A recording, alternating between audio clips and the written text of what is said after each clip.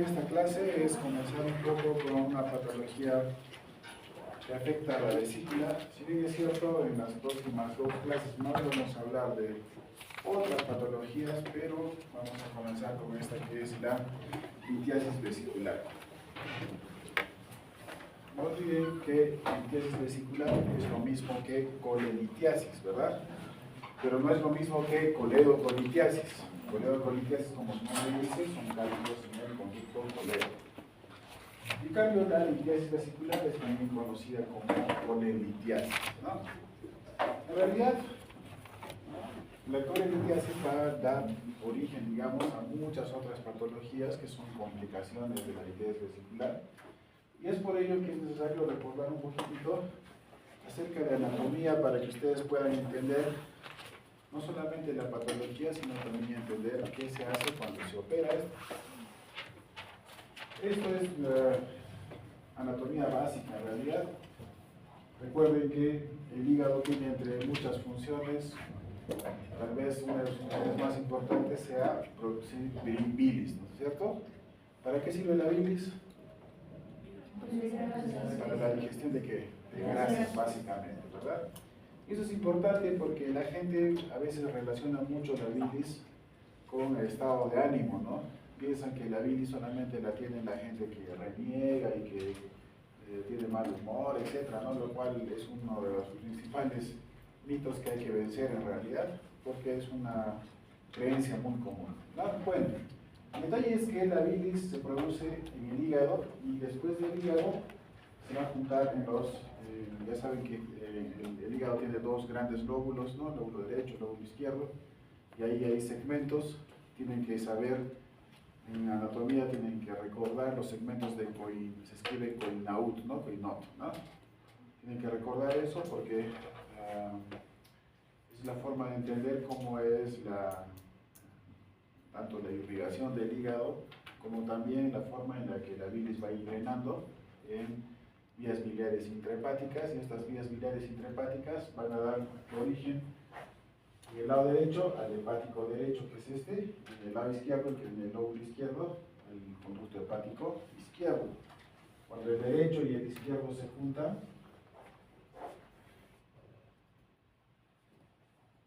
cuando esos dos se juntan, lo que hacen es dar pues el famoso hepático común, que cuando se junta con el conducto cístico que viene de la vesícula, van a dar lugar al famoso colédoco, ¿no?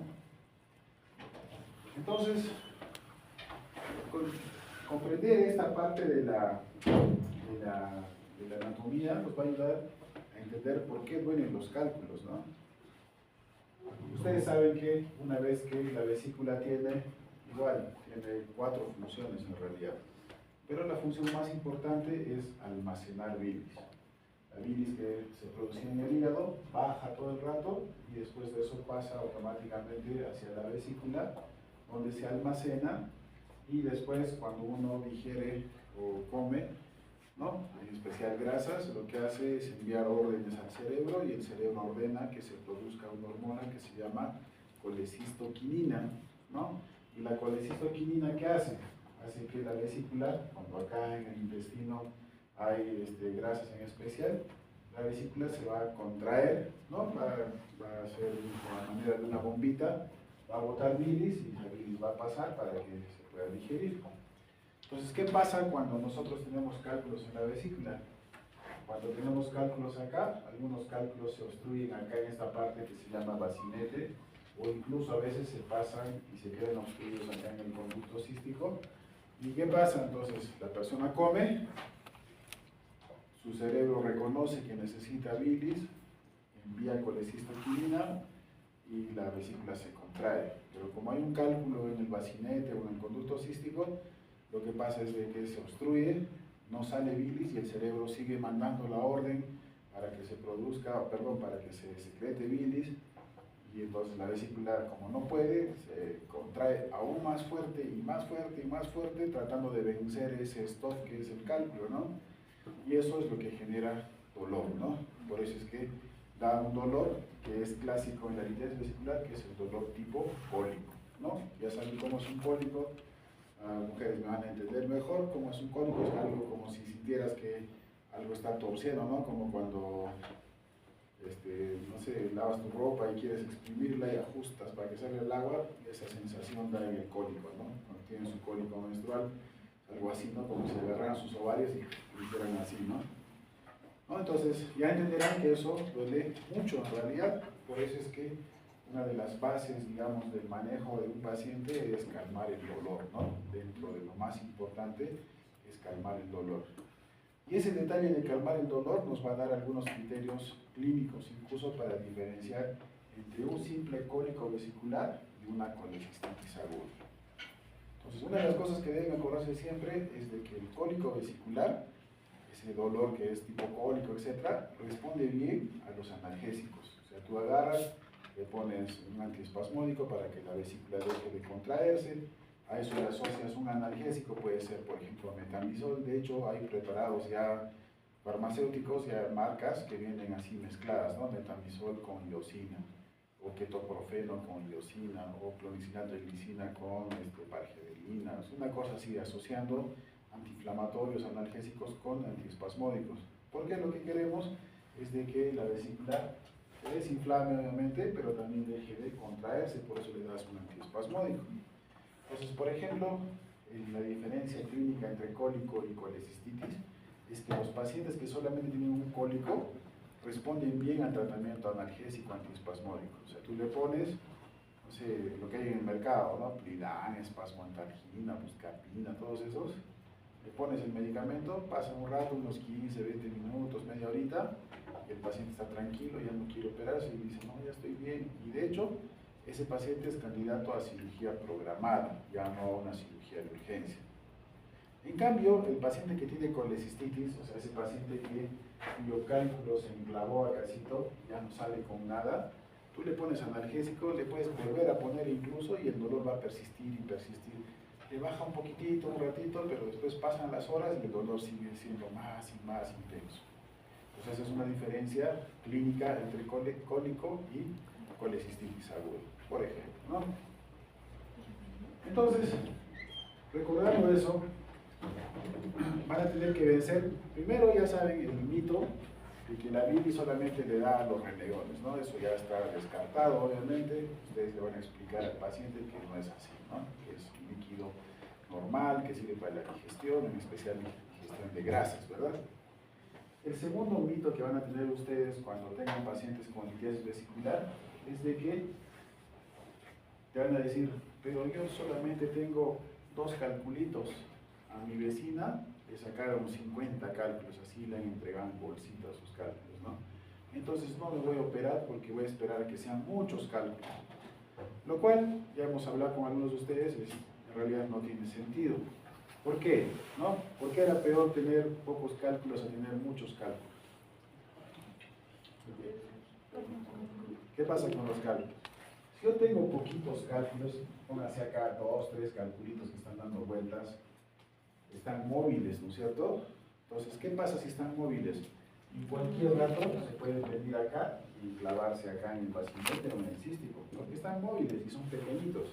Se mueven todo el rato, están dando vueltas hasta que en cualquier rato, como cualquier, imagínense una basurita en vuestro lavadero de cuando lavan los platos ahí, ¿no? Dan vueltas, vueltas, vueltas, hasta que una de esas se pasa y se quedan trancados en su video, ¿no es cierto? Algo así, digamos, pasa en la vesícula. Entonces, uno de los mitos que hay que vencer es de que no tiene nada que ver el número de cálculos, porque es más, es peor cuando son menos cálculos que cuando son muchos cálculos, ¿no? Porque los cálculos que están en poco número, digamos, están más móviles, se mueven rápidamente, se enclavan y ya está listo, ¿no? Otro mito es de que mi cálculo es chiquitito, mi cálculo mide 2 milímetros, acá dice en mi ecografía. En cambio, de mi abuelita era un cálculo así tamaño de una aceituna, tamaño de un huevo. Entonces voy a esperar a que sea grande para que me pueda operar. Igual, ¿no es cierto? El cálculo grande como que ya está acomodado, peor esos cálculos que son así gigantes de ese tamaño, porque sí hay gente que tiene unos cálculos grandazos tamaño casi de la misma vesícula. Entonces, igual, el cálculo pequeñito se puede mover rápidamente y generar que pues se enclave en el bacinete, se enclave en el cístico y causar pues colecistitis O peor todavía, cuando son muy pequeñitos, agarran y se pasan al conducto colédoco y pueden generar otras complicaciones como son colédocolitiasis, colangitis, etcétera, etcétera, ¿no? Y de hecho, una de las peores complicaciones, pues es otro tema que vamos a ver después, que es pancreatitis aguda, ¿no? Entonces, como se dan cuenta ustedes, cuando son poquititos y son pequeños, los riesgos de complicaciones agudas son mucho mayores, o sea, que hagas colecistitis, o que hagas, lo que les decía hace un momento, colangitis, coledocolitiasis, pancreatitis, que son otras complicaciones, ¿no? Entonces ese es otro mito. Sin embargo, tampoco hay que estar muy tranquilos con los cálculos que son grandes, o con los cálculos que son muchos y están a represión. ¿Por qué? Porque los cálculos que son grandes están en contacto directo, digamos, con la pared, o los cálculos que están así a represión, muchos cálculos, cientos de cálculos, incluso miles de cálculos a veces que están así tope en la vesícula, lo que están haciendo es que como están en contacto constante, digamos, con las paredes, están irritando las paredes, están generando inflamación crónica de las paredes, y lo que van a hacer con el tiempo es de que esas paredes se comiencen a fibrosar, después a esclerosar, después dar lo que se llama la famosa vesícula escleroatrófica, o incluso ya se ponen tan fibróticos que van a dar lugar a una vesícula que se llama vesícula en porcelana, que parece así una porcelana, incluso hasta difícil de cortarla, es porque se pone así duro, duro, duro. Ese tipo de vesículas, con cálculos grandes o con cálculos múltiples, están relacionados ya también con patologías crónicas, dentro de las cuales la más importante es el cáncer de vesícula. Entonces, como se dan cuenta, ya sea por cálculos pequeñitos o por cálculos grandes, lo ideal en realidad es tener una cirugía. Retirar la vesícula para evitar esas complicaciones agudas por los cálculos pequeñitos o cálculos escasos, o las complicaciones crónicas como son pues cáncer de vesícula. Excepto en algunos casos que vamos a ver en un momento, en los cuales hay que tener ciertas consideraciones. Pero, como se dan cuenta, así es como funciona, digamos, esta cuestión de por qué duele y por qué hay que operar y todo eso, ¿no? Estas son las funciones que algunas veces se van a preguntar, cuáles son las funciones de la vesícula biliar, y si ustedes pensaban que su función era solamente almacenar bilis, pues esa no era su única función, sino que también tiene esas otras funciones. Una de ellas es regula el flujo de bilis. O sea, la vesícula, como tiene válvulas, solamente va a funcionar o va a dejar salir la bilis cuando se necesita. En cambio, cuando uno le sacan la vesícula, y esa es otra pregunta que les van a hacer, pero ahora, ¿cómo va a ser mi vida después de sacar la vesícula? Porque la vesícula no está de adorno, ¿no? Y sí es cierto, al inicio de la vida puede cambiar un poco, las costumbres, digamos, alimenticias pueden cambiar, porque si esta función de regular el flujo de bilis se va a ver alterada. Obviamente eso es porque ya no va a haber vesícula, y ¿qué va a pasar con la bilis que se produce en el hígado? Va a bajar por el hepático derecho, izquierdo, hepático común, va a pasar al colédoco, y del colédoco va a pasar directamente hacia el intestino, hacia el duodeno, en una cantidad en la cual el duodeno no estaba preparada adecuadamente. Entonces, como pasa muy rápidamente la bilis, ¿qué va a pasar? Va a pasar o va a dar lugar a un famoso síndrome que se llama síndrome post-colecistectomía. Entonces, hay muchas gentes a las cuales ustedes van a recibir después de haber sido operados de la vesícula, y van a tener, por ejemplo, el síndrome post-colecistectomía se va a dar de dos formas en realidad. Una, que es que el paciente venga con un ardor como si fuera una gastritis tipo así, una epigastralgia. Esa va a ser una de las formas en las cuales van a venir los pacientes. O la otra va a ser que el paciente va a venir y se va a quejar de que come y tiene diarrea. Come y al toque, o sea, no sé qué ha pasado, pero desde que me opera de la vesícula, lo único que hago es comer, y a los 20 minutos, media hora, estoy con diarrea, así como si fuera un pato, ¿no? Que come, bota, ¿no? Entonces, eso nos va a hacer, o esta es la función justamente que se pierde cuando la vesícula ya no está, y a eso hay que dar un tratamiento, ¿no? Ya habíamos hablado, por ejemplo, con algunos, de que si la bilis pasa directamente al duodeno, ya les estoy diciendo que pasa en una cantidad inadecuada, alguna cantidad de bilis en vez de irse hacia abajo, o sea, como quien va del duodeno al yeyuno, ¿no? Como es normalmente, alguna cantidad de bilis va a pasar hacia el estómago y va a causar lo que se llama una gastritis alcalina, ¿no? Porque la bilis ya saben ustedes que es alcalino. ¿Y el estómago está preparado para el alcalino? No, está preparado para el ácido más bien, ¿verdad? Claro, no tanto ácido, por eso queda gastritis ácida también y ahí hay que dar en tratamiento. Pero en este caso, la bilis que va a regresar va a causar una gastritis alcalina. Entonces ahí ustedes van a entender por qué, por ejemplo, a un paciente postoperado en la vesícula no le debo dar omeprazol o ranitidina o cualquier otro que haga que la acidez disminuya, ¿verdad? Porque cuando das omeprazol, ¿qué pasa? Inhibes la bomba de protones, o cuando das ranitidina o toda su mancha, digamos, es un antihistamínico en realidad, ¿no es cierto? ¿No? Actúa a nivel de los receptores de la histamina y eso hace de que haya menos acidez, ¿verdad? La acidez va a bajar. Pues si se vuelve menos ácido, va, digamos, ser más alcalino, ¿verdad? Pero en este caso mi problema es acidez, no, más bien es alcalinidad, ¿no es cierto? Entonces yo en ese caso no le debo dar omeprazol, ranitidina, nada de eso, porque voy a empeorar su cuadro, ¿verdad? Entonces, ¿qué tendría que darle? ¿Le puedo dar hidróxido de aluminio? No, tampoco, ¿no es cierto? Porque también es un alcalino. ¿Qué le tengo que dar? Un protector de barrera, ¿no? Algo que proteja las paredes del estómago. Entonces, ¿quiénes están ahí?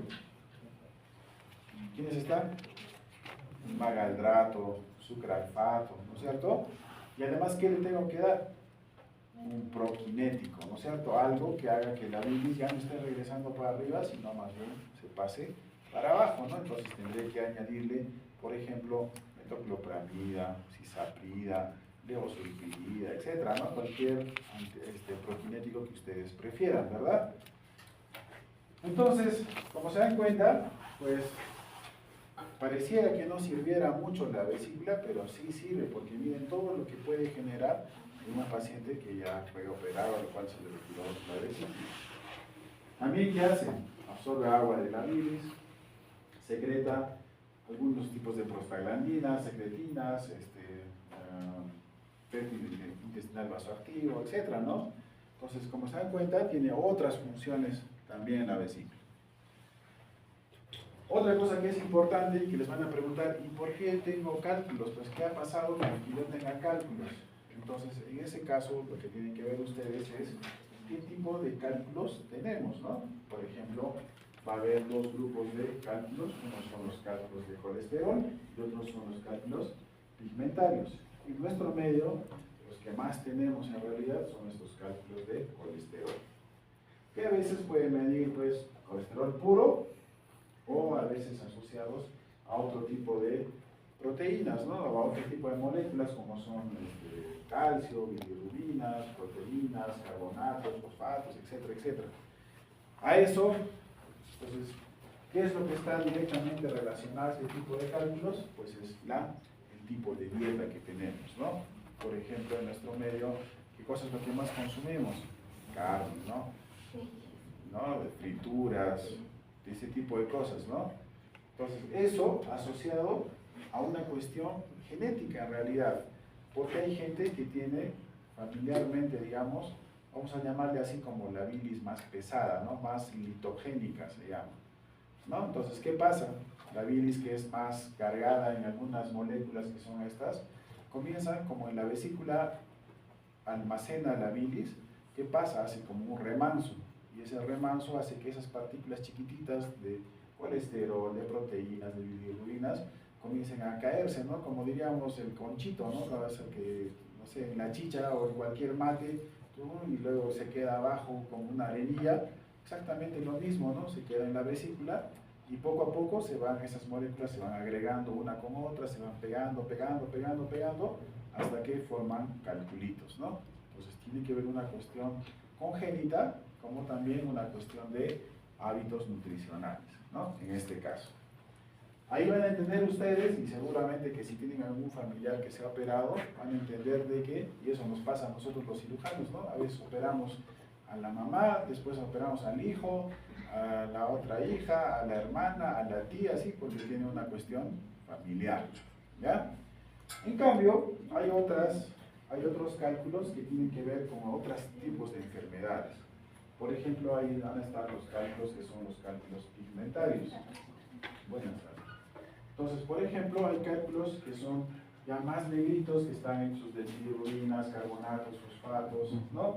Hay otros que tienen pigmentos derivados de la bilirrubina, y así, ¿no? Entonces, eso se van a dar, por ejemplo, en algunos tipos de anemias, ¿no? En las anemias hemolíticas, en pacientes que hacen hemólisis, también pueden generar cálculos a largo plazo, ¿no? Porque se van acumulando y acumulando, entonces se van a dar estos famosos cálculos pigmentarios, ¿no? Entonces, ¿por qué te dan cálculos? Ya sabes, hay muchas cosas. Si bien es cierto, estos de acá son los más comunes, por lo menos en nuestro medio, pero también existen otros relacionados a algunos tipos de enfermedades. Además, también hay algunos factores de riesgo. Ser mujer, ¿no? Y usar inclusive anticonceptivos orales, por una cuestión hormonal, va a dar pues que las mujeres tengan una relación 2:1. Y ustedes han visto cuando van a rotar al hospital, ¿dónde hay más litiasis vesicular? En el lado de cirugía mujeres, ¿no? En cambio, en el lado de cirugía varones, lo que más tenemos pues es apendicitis, oclusión intestinal, y por ahí obviamente unos cuantos calculitos, ¿no? Pero básicamente a quienes más les da litiasis vesicular y sus complicaciones es a las mujeres.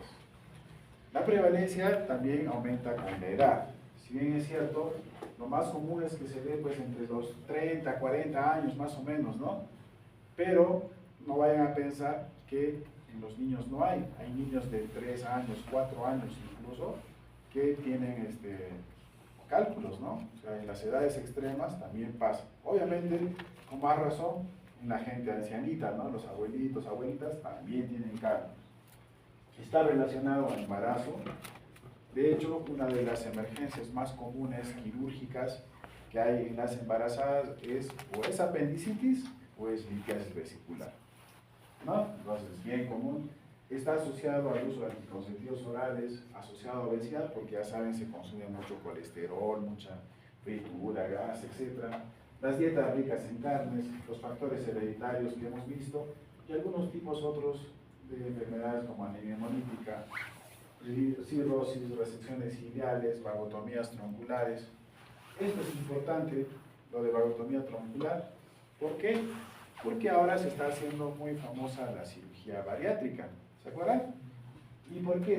¿Por dónde pasan los nervios vagos? ¿Se acuerdan?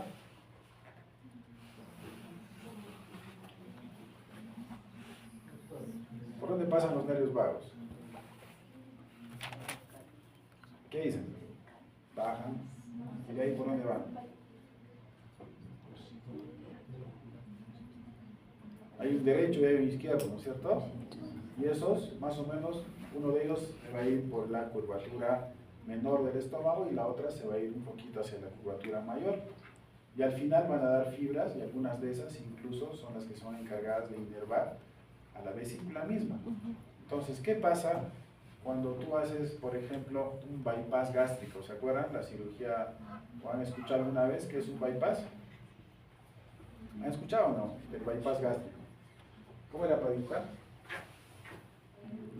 ¿Acá?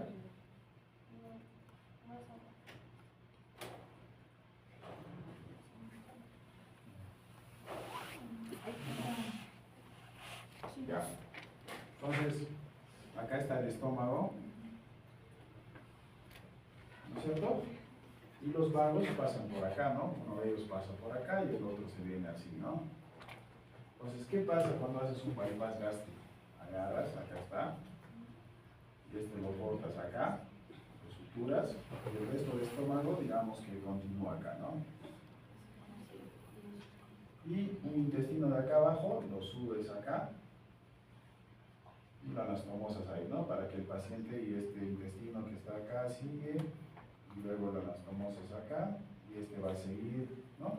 Entonces la gente que come por acá, pasa por ahí, y lo que viene de la vesícula, del hígado, del jugo gástrico, todo eso va a pasar, y más abajito se va a encontrar, ¿no? Pero ¿qué pasa? ¿Qué importante cosa pasa acá, cuando yo corto esto? como si lo seccionara acá, ¿verdad? Y cuando lo secciono, no solamente secciono el estómago, sino también estos dos nervios que están viendo por acá. Por eso es de que ustedes ahora está de moda la cirugía bariátrica y cada vez van a ver más y más pacientes ustedes y van a entender que una de las causas también, como esto, es el que inerva la vesícula. Entonces la vesícula se vuelve, lo que algunos le llaman vesícula perezosa, o sea que está así toda hinchada y casi no se contrae para botar bilis. Entonces como está así llena de bilis todo el rato, ese remanso que se acuerdan que hablamos ahorita que se formaba, va a ser más común, digamos, y va a tener más cantidad de cálculos, porque se va a ir formando esa arenilla y esa arenilla se va a juntar, va a dar lugar a cálculos y así sucesivamente todo lo que hemos hablado. Entonces, para ustedes, por ejemplo, de acá a unos años probablemente sea de que una de las principales causas de cálculos en la vesícula sea cirugía bariátrica, que está cada vez más fuerte y más fuerte y más fuerte, ¿no? Entonces, eso es lo que tienen que recordar. ¿Cómo se vería? ¿Verdad? Sí. Ahí está, chévere. Entonces eso, ¿no? La rotomía troncular. Entonces, como hemos visto, hay gente que puede tener colelitiasis que sea asintomática, y de hecho hay un montón de gente que dice, y hasta hace poco, de hecho, muchos médicos decían, le hacían la ecografía, encontraban cálculos, ¿te duele? No, entonces no te hagas operar, déjalo así nomás, ¿para qué te vas a hacer operar si no pasa nada, ¿no? Porque sí es cierto que muchas colelitiasis son asintomáticas, pero mucho más que ellas son las colelitiasis sintomáticas que van a dar el famoso cólico vesicular, y muchos más son las que van a dar complicaciones como son lo que hemos estado hablando, que es el tema que vamos a hacer durante esta y la próxima clase, que son, por ejemplo, colecitis agudas, colangitis, que son infecciones de la vía biliar, coledocolitiasis, que son cálculos en el conducto colédoco, van a dar pancreatitis, fístulas biliobiliares, fístulas biliodigestivas. Después vamos a hablar de lo que es el síndrome de Milizzi, por ejemplo. Vamos a hablar de algunas fístulas que dan incluso oclusión intestinal, como son el ilio biliar y el síndrome de Gouverer. Y lo peor de todo, que hablamos hace un rato, en especial de los cálculos grandes o los cálculos de represión, que pueden acabar en cáncer de vesícula. Ya saben ustedes que el cáncer de vesícula probablemente esté dentro de los cánceres de las vías biliares, que tienen algo malo, que cuando se diagnostican cuando ya están muy avanzados. Al inicio no fastidia, no, tranquilo, inclusive no es pues como un cáncer de tiroides que te comienza a crecer y tú te tocas algo acá, ¿no? Entonces fácil de diagnosticar, ¿no? Un cáncer de piel, qué sé yo. En cambio la vesícula, igual que los órganos que están metidos, cáncer de páncreas, cáncer de ovario, no es algo que tú te lo puedas tocar pues siempre, ¿no? Y cuando ya es un tumor así grande, es cuando ya hizo metástasis local, regional o incluso a metástasis a distancia. Esa es la razón por la cual en los últimos tiempos la tendencia a operar los cálculos es mucho mayor que la tendencia que había antes, que decían, no, si no te fastidia, déjalo ahí nomás, tranquilo, porque no te va a fastidiar, ¿no? Ya sabemos ahora que cada vez hay más cosas en nuestro medio ambiente, en el cigarro, en el tipo de comida, muchas cosas que hacemos ahora que están haciendo que los casos de cáncer sean cada vez mayores, ¿no? Entonces, por eso es de que esa tendencia a operar ahora, digamos, inclusive casi profilácticamente algunos tipos de cálculos sea mucho más común. ¿Hasta ahí tienen alguna pregunta, por favor? Están durmiendo, creo. Están todos ahí. ¿Ah? Feriado. Hay que ser feriado largo, ¿no? Sí. Hay feriado largo. Listo. Entonces, ya pues, volvamos. Entonces, muchas veces, como les decía, la colelitiasis, su diagnóstico pues, es casual. El paciente a veces viene que me duele, se me hincha la barriga, no sé, y el gastroenterólogo agarra y dice, hágase ecografía, y a veces incidentalmente uno encuentra pues, cálculos en la vesícula. O a veces, inclusive durante la cirugía, ¿no? Han visto ustedes, o entramos por apendicitis, le chequeamos, o la apendicitis está normal, miramos un poquito para arriba con el laparoscopio y resulta que es la vesícula la que está inflamada, ¿no? Uno descubre que tiene cálculos ahí pensando que era apendicitis. De hecho, acuérdense de que uno de los diagnósticos diferenciales de apendicitis es pues colecistitis, ¿no? ¿Te acuerdan esa lista larga que había de diagnósticos diferenciales de apendicitis? Una de ellas era pues colecistitis, colangitis, todas las pancreatitis en especial. Acuérdense que la metámera que da el sistema nervioso, digamos, para el páncreas es la misma que da hacia el apéndice, por eso es que hay muchas pancreatitis que incluso duelen acá, como si fuera una apendicitis, ¿no? Entonces, porque biológicamente dependen prácticamente de la misma metámera, ¿no? La cuestión es de que se ha visto, pues, de que de una u otra forma a veces uno diagnostica cálculos en la vesícula. Y lo que va a hacer, pues, el tratamiento, en realidad es de que se considere lo que les decía, ¿no? Si bien es cierto, no hay una evidencia en este momento, no hay un libro que te diga, oye, ¿sabes qué? A todos los cálculos hay que operarlos, pero hay una tendencia últimamente a que sí se deben operar, ¿no? Pero no está escrito todavía. ¿Por qué? Porque hay algunos casos en los cuales hay que tener cuidado, ya sea de operarlos o de no operarlos. Por ejemplo, en los asintomáticos, en quienes sí tienes que operarlos, por más que no tengan molestias, signos, síntomas, a quienes sí los debes operar, por ejemplo, a los pacientes que tienen diabetes. Porque ese paciente diabético, en cualquier rato que le dé colecistitis o pancreatitis, todavía peor, va a acabar pues mucho peor que un paciente normal, ¿verdad?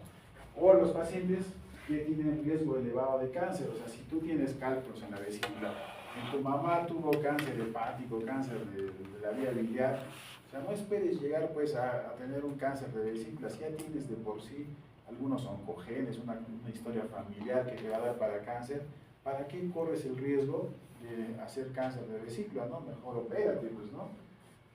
¿En quiénes hay que tener cuidado? Los niños, por ejemplo. ¿Por qué les hablo de los niños? Porque como les decía, si bien es cierto, los cálculos son más comunes en la gente que tiene 30, 40 años, ¿no? Promedio, pero también hay niños que tienen cálculos. Entonces ahí viene la discrepancia entre operar y no operar. Entonces ahí van a leer ustedes en algunos libros que van a decir que en el caso de los niños hay que ser muy cuidadosos. Los casos de los niños solamente se van a operar cuando el niño es sintomático, o sea que el paciente tiene dolor, le hacen ecografía, su vesícula inflamada, su cálculo enclavado. Entonces en ese caso de pacientes sí hay que operar. Pero cuando el paciente, el niño, a veces tú le haces la ecografía, encuentras un cálculo y el paciente está asintomático y fue pues que tuvo diarrea, que tuvo cualquier cosa menos cálculos sintomáticos, o sea, dolor en el hipocondrio derecho, qué sé yo, ¿no? Todo lo que vamos a ver ahorita. Entonces en ese caso hay que tener cuidado. Entonces en los niños, en resumen, solo se operan cuando son sintomáticos. Pero hay que tener cuidado con operarlos porque va a haber alguna pregunta alguna vez en la que me van a decir ¿qué cáncer está relacionado con colecistectomías tempranas? Y la respuesta es cáncer de colon. Porque como ya no tienes vesícula, los ácidos biliares pasan al intestino, llegan al colon y allí pueden generar depósitos de ácidos biliares que con el tiempo pueden generar una inflamación crónica en el colon y eso genera cáncer de colon, ¿no? Entonces, ¿cuándo se operan los niños? Solamente cuando son sintomáticos. Y estamos hablando de niños no solamente 4 o 5 años, sino la gente joven, ¿no? Digamos, un adolescente de 12, 13 años, no lo vas a operar así de entradita, ¿no? Sino simplemente o solamente cuando el paciente venga con el dolor asociado, digamos, repetido, cuadros así, a cada rato que le da dolor, le hacen ecografía, vesícula inflamada, engrosada, etc. Entonces ahí sí hay que operar. ¿Ya? Esto ya pues es algo que lo van a aprender y esto es muy, digamos, básico porque lo más gracioso es de que esto se va a repetir en todas las patologías de vías biliares, ¿no? Ya saben cómo es un cólico biliar, ¿no es cierto? Clínicamente, la diferencia entre cólico y colecistitis es que el cólico responde bien al tratamiento analgésico, en cambio la colecistitis aguda no responde al tratamiento analgésico. El cólico lo puedo operar o debería operarse de una forma programada, ¿no es cierto? Ya no deja de ser pues una emergencia o una urgencia, ¿no es cierto? Porque el dolor le ha pasado, listo, acá, ¿no? Pero ¿cómo viene el dolor? Primero, que el paciente va a venir y te va a decir, ¿sabe qué, doctor? Desde hace 6 meses, desde hace un año, 3 meses, 4 meses, qué sé yo, siempre que como grasas, me duele. Ya tengo miedo de comer salchipapa, pollo a la brasa, qué sé yo, porque apenas como, pasan unos 15, 20 minutos, me comienza a doler. Eso se llama periodicidad, antecedentes de varios cuadros de dolor tipo cólico y hipocondrio derecho, ¿no? ¿Dónde se localiza? Por lo general, como les decía, hipocondrio derecho y epigastrio. Entonces, el clásico paciente que cuando ustedes lo ven entrar, incluso se dan cuenta de que es un dolor en la vesícula. ¿Por qué? Porque a diferencia de la apendicitis, ¿cómo venía de la apendicitis? Venía así medio agachadito, agarrándose acá abajo, ¿no? En la fosa ilíaca derecha. En cambio, el de litiasis, colecistitis y toda la patología de la vesícula van a venir siempre agachaditos, pero agarrándose acá arriba, ¿no? Entonces viene acá así, ya te das cuenta de que la patología es de la vesícula, ¿no? O los fosfetos. ¿Y dónde se va a localizar el dolor? En epigastrio y en hipocondrio derecho. Por eso es que a esos pacientes se les hace la maniobra de Murphy, ¿no?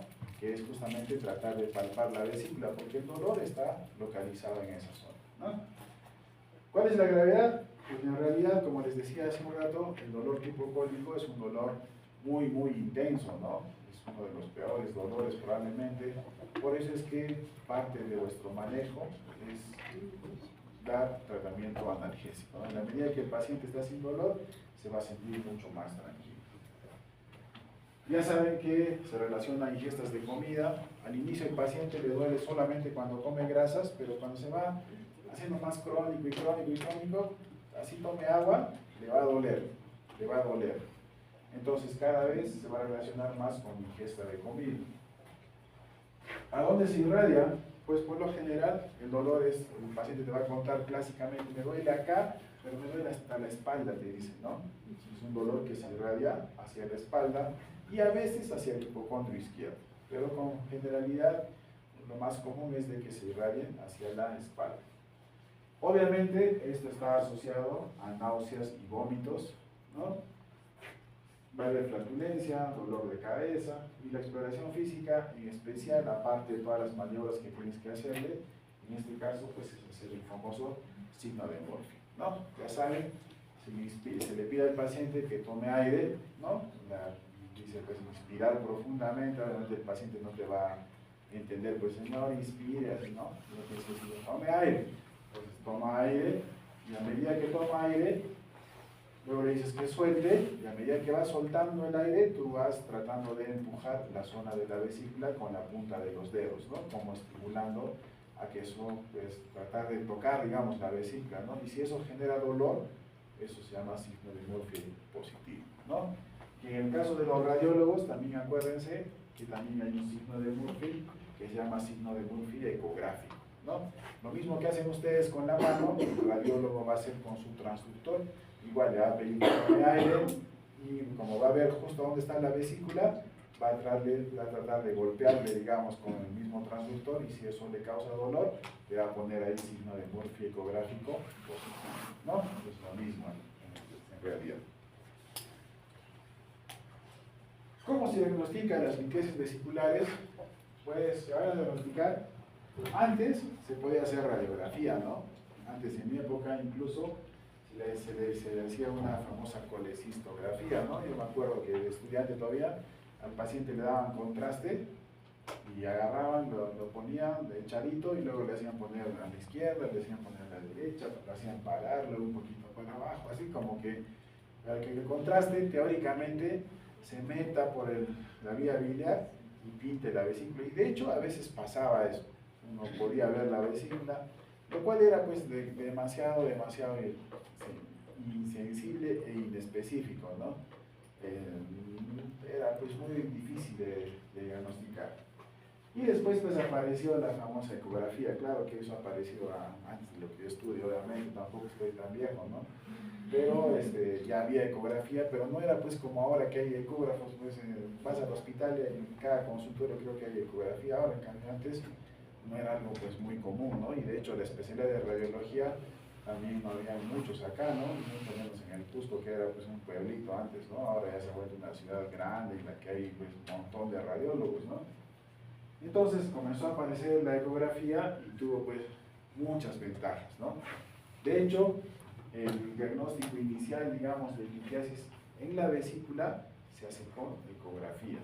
Más no se olvide que han aparecido otro tipo de exámenes en los cuales el que más va a resaltar es la colangioresonancia, que es el examen ahora de elección para diagnosticar patología de la vesícula y la vía biliar. ¿Y por qué la ecografía ha sido desplazada en cierta manera por la colangioresonancia? Si bien es cierto, este es el primer examen, es más económico de hacer, todo eso, pues el que es más específico, más sensible, todo para vía biliar y vesicular es la resonancia. ¿Por qué? Ya lo hemos conversado, porque la ecografía tiene como buen amigo ¿a quién? Al líquido, ¿no es cierto? ¿Se acuerdan? Eso lo habíamos hablado en abdomen agudo. ¿Qué pasa con el líquido? Es un buen transductor del sonido, ¿no es cierto? Acuérdense que, por ejemplo, los delfines son cieguitos, ¿no es cierto? Pero emiten sonidos y el eco que hace a sus glándulas, ¿no? Que tienen ahí que recoge el sonido, hace que se orienten, pues tienen geolocalización, ¿no es cierto? Tú le silbas y viene, ¿no? Al toque el delfín, ¿no? A pesar de que no ve, ¿no? ¿No es cierto? Entonces, porque el líquido es un buen amigo de la ecografía. Entonces, para vesícula, cuando tú solamente quieres evaluar básicamente vesícula, pues te va a servir mucho. ¿Por qué? Porque la vesícula está llena de líquido, está llena de bilis. Y eso nos hace entender por qué cuando el paciente te pregunta, doctor, ¿y me hago la ecografía en ayunas o ya pues, no hay problema si he comido? ¿Qué le responden ustedes? ¿Mejor en ayunas o ya cuando ha comido? En ayunas. ¿Pero por qué en ayunas? ¿Por qué? Porque como no has comido todavía, no has estimulado a que tu vesícula se contraiga, que bote la bilis, entonces la vesícula está así toda grandecita, bonita, llena de bilis. Entonces cuando tú le haces la ecografía, chévere, se ve bien pues la vesícula, ¿no? Es lo mismo que pasa con los abuelitos que les hacen tomar harto líquido para que su vejiga está llena de agua y le puedan evaluar la próstata, ¿verdad? Entonces lo mismo sucede con la vesícula. Pero ¿qué pasa con la vía biliar? La vía biliar, claro, está llena de líquido también, pero lo malo es que alguna porción del colédoco, las últimas porciones del colédoco, se ponen justo detrás del duodeno y del estómago, ¿no es cierto? Que está metido ahí el estómago.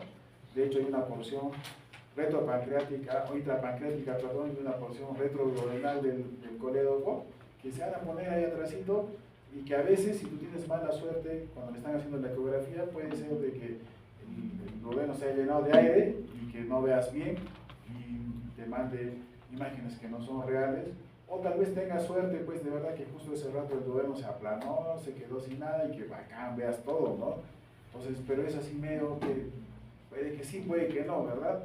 Entonces es por eso que la colangioresonancia ha desplazado, digamos, a la ecografía en el diagnóstico, porque la colangioresonancia no va a depender de eso. La colangioresonancia va a interpretar, ¿no?, imágenes que no tienen nada que ver con la cantidad de aire o de líquido que va a haber interpuesto, digamos, porque es un corte, al igual que la tomografía, ¿no es cierto? Hacen un corte a todas las estructuras, no hay alguien que esté por delante o por detrás, porque va a ser un corte, ¿verdad?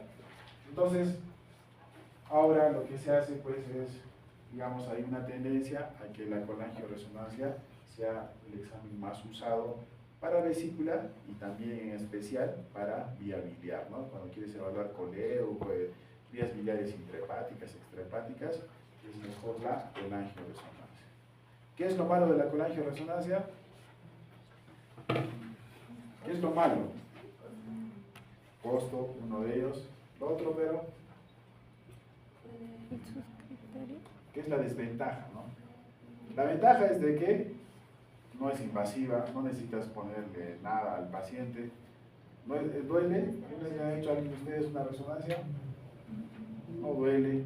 ¿Qué tienes que tener cuidado en la colangioresonancia? Eso lo hemos hablado. Que tenga marcapasos, que tenga algún dispositivo eléctrico, ¿no es cierto? Para Parkinson, para el corazón, qué sé yo. ¿Qué más? Prótesis de cadera, de rodilla, nada metálico, ¿no es cierto? De hecho, ya sabes tú como profesional de salud que no puedes estar entrando ahí con tus cadenitas, con tu celular, con tus tarjetas de crédito, así porque se van a ir a la miércoles tus tarjetas, ¿no es cierto? Se van a borrar así completamente, se van a quedar inútiles. Y así, ¿no es cierto? No entrará como lo que les conté alguna vez de que entró una técnica de enfermería con su balón de oxígeno detrás del paciente, ¿no? Que lo cual fue incluso un riesgo porque a veces apenas entró, el imán se lo quitó de las manos. Felizmente el paciente no estaba metido ahí en la mitad, digamos, del camino del balón, ¿no es cierto? Porque el balón se jaló y se quedó así atrapado en el resonador, ¿no? Entonces hay que tener ese tipo de cuidados, ¿no? La desventaja, digamos, de la colangioresonancia, a diferencia de otros exámenes como son, por ejemplo, la famosa CEPRE, ¿no? Es que la CEPRE, ¿qué tiene de bueno? Que es diagnóstica y al mismo tiempo es terapéutica. En cambio, la colangioresonancia, su desventaja, la vamos a llamar así, es de que solamente es diagnóstica, no sirve para dar tratamiento en nada, ¿no? Pero bueno, ya saben todas las cosas que se pueden utilizar. ¿Alguien sabe para qué es el sondeo duodenal? El sondeo o sondaje duodenal es un examen que se hace para lo siguiente. La colangioresonancia es un buen examen, pero es muy dependiente, ya no de la máquina, porque la máquina te va a dar pues la imagen, ¿no? Y obviamente hay resoluciones en las máquinas, ¿no? Hay calidades, digamos, de resonador. Pero depende mucho de quién los mira. O sea, hay gente que sí ve siempre resonancias. No, nosotros, digamos, en cirugía vemos resonancias, sí vemos, pero no es algo que sea pues así diario, ¿no es cierto? No es de que a todos los pacientes estamos viendo resonancia. Veremos ya, en el mejor de los casos, veremos pues una o dos resonancias diarias, ya, digamos. En cambio, los radiólogos, sí ven, pues todo el rato están mirando resonancias, todo el día, ¿no? Miran y miran y miran y miran. Obviamente ellos, sus ojos están más entrenados, ¿no? Y solo, ya, acá está el cálculo, que lo miran y se lo miden y todo eso, ¿no? En cambio, para nosotros puede ser algo más difícil, digamos, porque no es algo que siempre estemos haciendo. Pero dice que en ojos entrenados, o sea, hay gente que está mirando y mirando y mirando, dice que los cálculos que se ven en resonancia son aquellos cálculos que tienen de 3 milímetros para arriba. O sea, los cálculos más chiquititos no se pueden ver por resonancia. Entonces, ahí tienes la duda, digamos, ¿será cálculo? ¿No será cálculo? ¿Qué será, no? Entonces, para eso sirve el famoso sondeo duodenal. Entonces, ¿qué hace el gastroenterólogo? Entra con su endoscopio, llega a donde está la papila, hace un cortecito y de ese líquido que cae, de esa bilis que cae, toma una muestrita y esa muestrita la lleva al microscopio y el microscopio ve si hay o no arenilla biliar, ¿no? Lo que llamamos todos como barro biliar. Entonces uno puede diagnosticar la famosa microlitiasis, ¿no? Cálculos así microscópicos chiquititos que están dando lugar al barro, y el barro, como ustedes saben, se va agregando y van a formar cálculos a largo plazo, ¿no? Entonces, ahí tienen todos los exámenes que se pueden utilizar para hacer diagnóstico, ¿no? Como les decía, pues, incluso uno puede captar un cálculo, acá está la vesícula, está por acá, puede ver cálculos, el otro también, como se dan cuenta, se podía hacer eso, claro que no es un examen adecuado. En cambio, lo que vamos a ver siempre, pues es la famosa ecografía. Y esta imagen, recuérdenla bien, porque es una imagen clásica, digamos, de litiasis vesicular. Y es clásica, ¿por qué? Porque van a ver ustedes, eso cuando vean el